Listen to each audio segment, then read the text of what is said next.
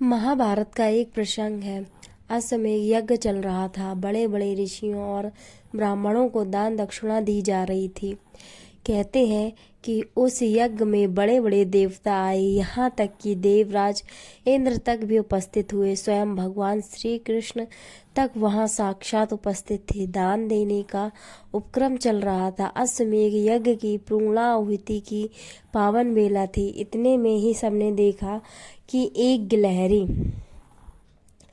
उस यज्ञ मंडप पर पहुंची और अपने शरीर को उलट पुलट करने लगी। यज्ञ मंडप में मौजूद सभी लोग बड़े ताज्जुब से उस गिलहरी को देख रहे थे। और भी ज्यादा आश्चर्य तो इस बात का था कि उस गिलहरी का आधा शरीर तो सोने का था और आधा शरीर सामान्य ही था, जैसा कि आम गिलहरियों का होता है। महाराज युधिष्ठिर के लिए यह बात आश्चर्यचकित करने वाली थी।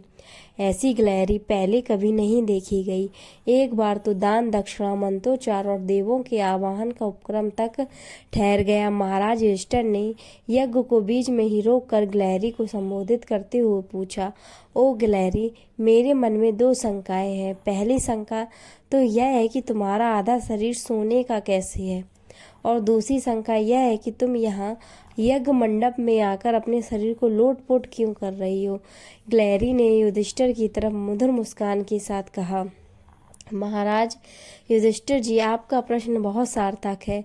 बात दरअसल यह है कि आपकी इसी यज्ञ स्थल से कोई 10 कोस दूर एक गरीब ब्राह्मण का परिवार 3 दिन से भूखा था। उस ब्राह्मण ने जैसे तैसे कर रोटियों का इंतजाम किया। रात की बेला हो चुकी थी। पूरा परिवार भूख से बेहाल था। लेकिन जैसे ही खाना खाने बैठे तो देखा कि उस घर के बाहर दरवाजे पर एक भूखा भिक्षुक खड़ा था और खाने के लिए मांग रहा था। ब्राह्मण ने अपनी पत्नी से कहा कि तुम लोग भोजन कर लो और मेरे हिस्से की जो रोटी है वह इस भूखे को दे दो।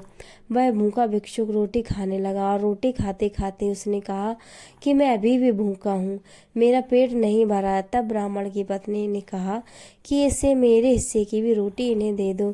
किसान की पत्नी की रोटी भी दे दी गई, मगर फिर भी वह भूखा रहा। बच्चों ने भी अपनी अपनी रोटी भी दे दी। ब्राह्मण के परिवार ने अपने मन को समझाया कि हम 3 दिन से भूखे हैं और एक दिन भूखे रह लेंगे तो क्या फर्क पड़ेगा। हमारे द्वार पर आया कोई याचक भूखा नहीं लौटना चाहिए। भूखे ने रोटियां खाईं, पानी पिया और चल दिया। गिलहरी ने आगे का वृत्तांत बताया कि उस भूखे व्यक्ति के भोजन करने के बाद मैं उधर से गुजरी।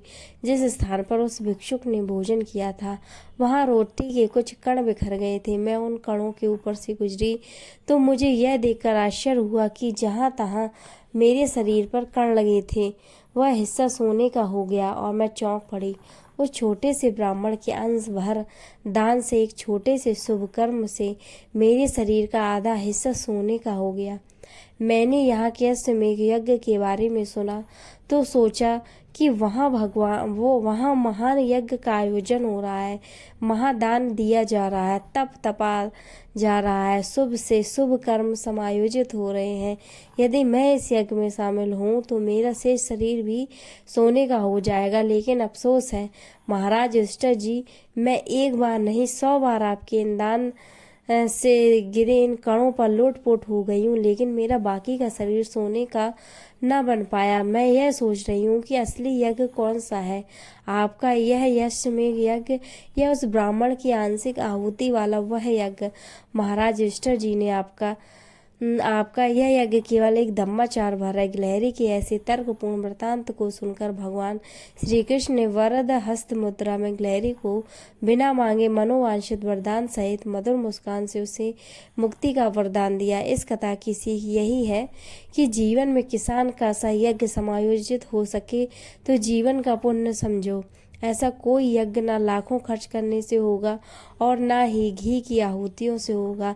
भूखे प्यासे किसी आदमी के लिए, किसी पीड़ित अनाथ और दर्द से कराहते हुए व्यक्ति के लिए अपना तन मन, अपना धन और कोई भी अगर अंश भर भी दे सको, प्रदान कर सको, तो वह आपकी ओर से एक महान यज्ञ होगा, एक महान दान और एक महान तप होगा।